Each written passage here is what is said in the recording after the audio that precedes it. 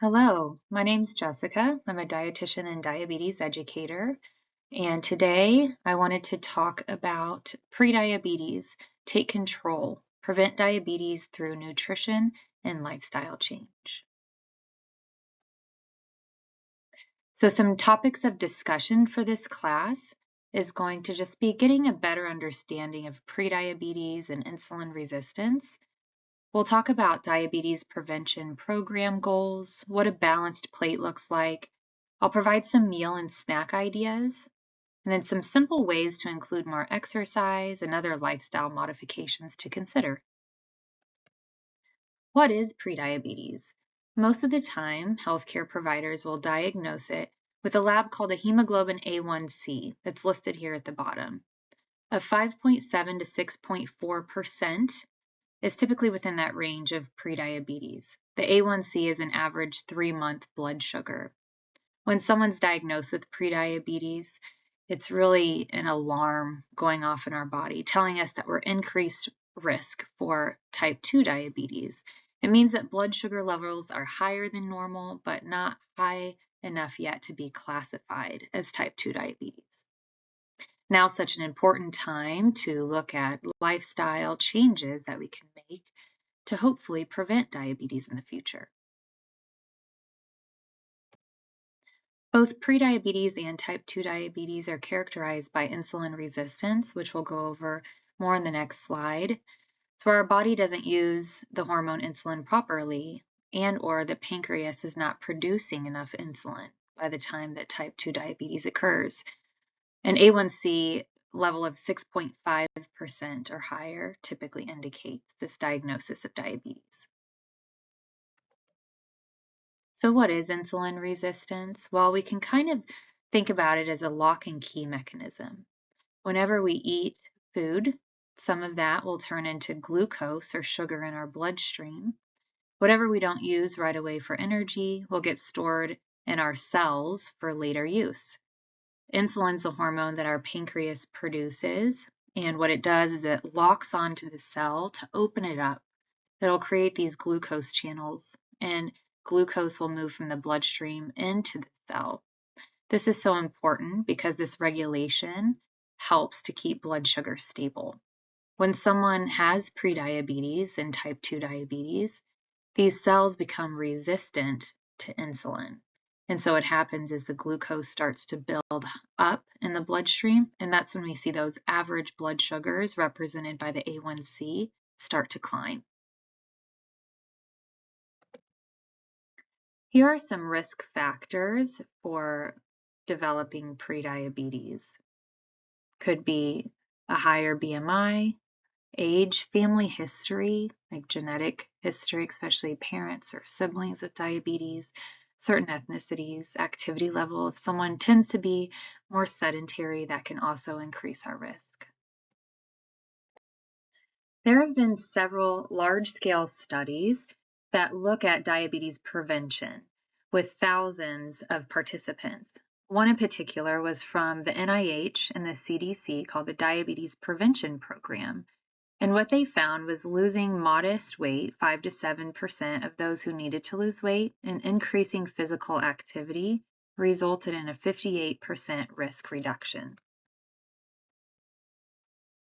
Here is a graphic that shows more about that program in particular.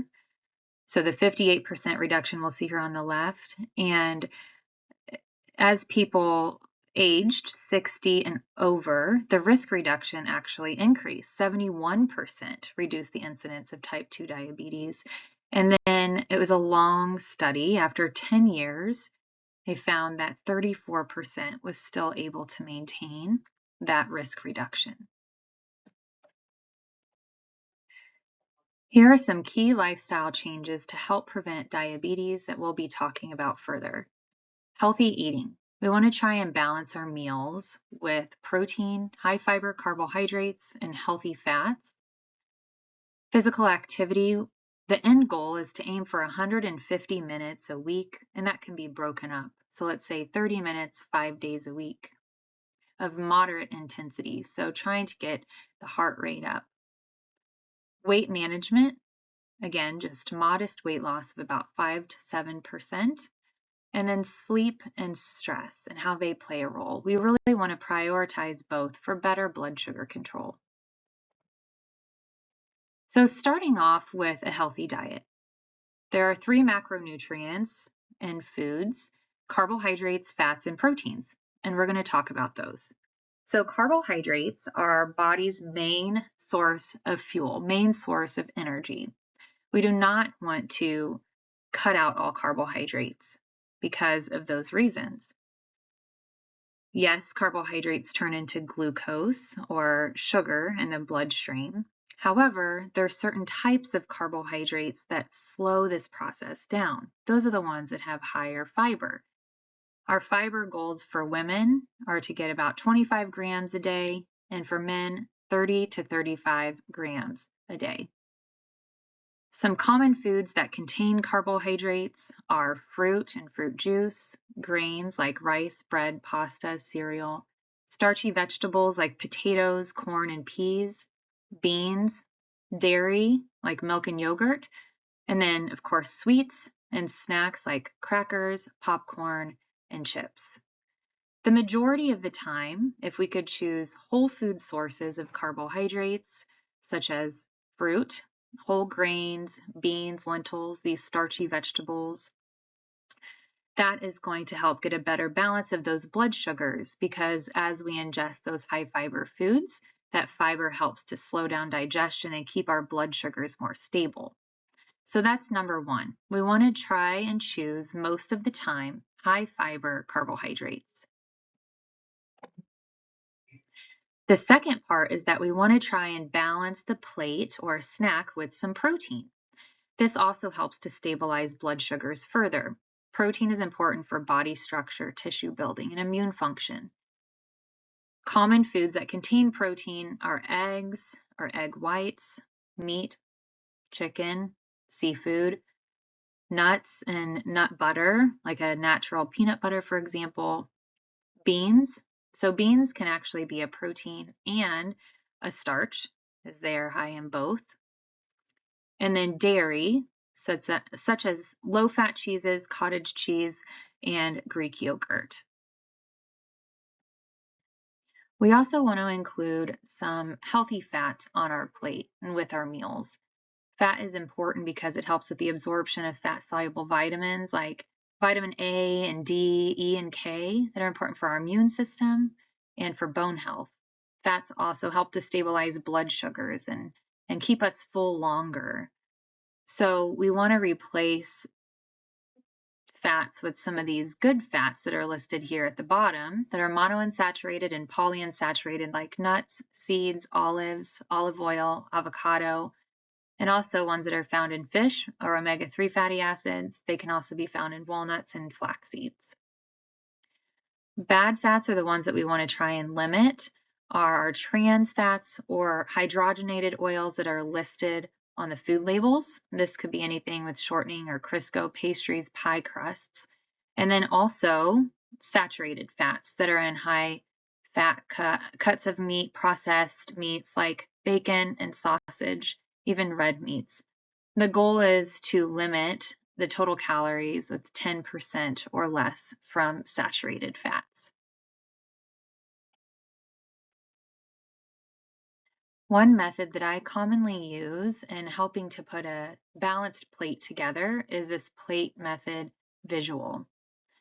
And in this, we take about a 9-inch standard size dinner plate and we cut it into sections.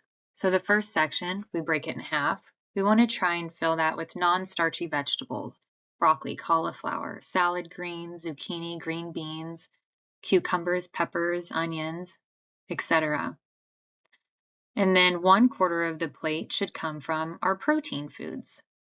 Or you could say a palm size of protein, like chicken or fish or turkey. I know it's not listed on here. Or plant-based, so beans, other soy products like tofu as well could be included in these proteins.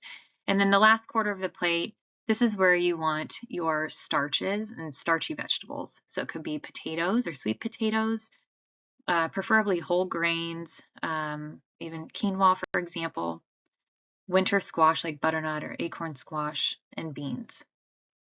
Fruit can also be added on the side or part of this half of your plate as well. So here are some meal and snack ideas. The portions vary depending on the person. If you wanted to take a screenshot of this, you're more than welcome to. But for breakfast, lunch, dinner, and snacks, again, the goal is to pair some proteins, add in some healthy fats, some whole food carbohydrates, some vegetables as well. Under snacks, if you do have a sweet tooth, if you look up some recipes called Nice Cream, if you're an ice cream lover, then that can give you some suggestions, but really it's using frozen fruit, like frozen strawberries, as your base for this ice cream, quote unquote, and then you add some other things to it. So it's just a great alternative, and then there's no added sugars. If you want chocolate, dark chocolate might be a better option. If you like that, the higher the percent cocoa, the less sugar it has in it. So here are some simple ways to be more active. We want to find what we enjoy, like walking, dancing, swimming, maybe riding a bike. You can break it up into 10-minute sessions. All of those add up. Remember, our end goal is to try and get to 150 minutes a week at least, or 30 minutes 5 days a week. Strength training also really helps to improve insulin sensitivity. So you can use free weights or bands, body weight, whatever is comfortable to you. It's recommended to get strength training in 2 days a week. Daily movement matters. So even parking further away in a parking lot, taking the stairs if you're able to, versus the elevator, etc. All of those decisions can add up.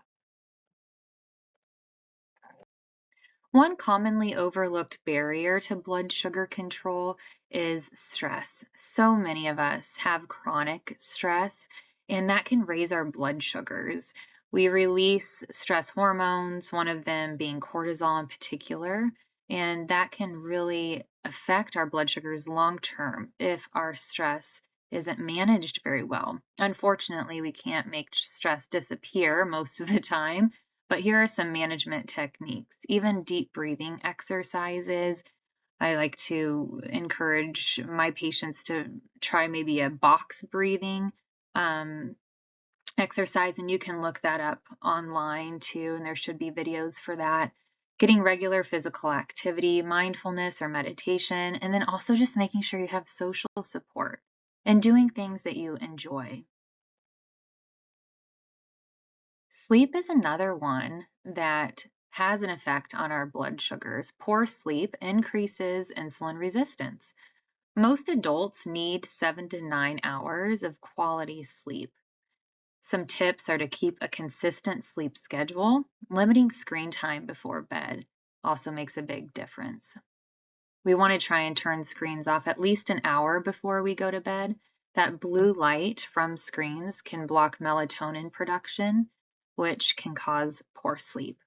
And then we want to maybe create a relaxing bedtime routine as well.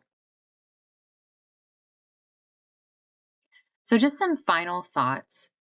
It helps to take this information and create a couple of goals to help get you started.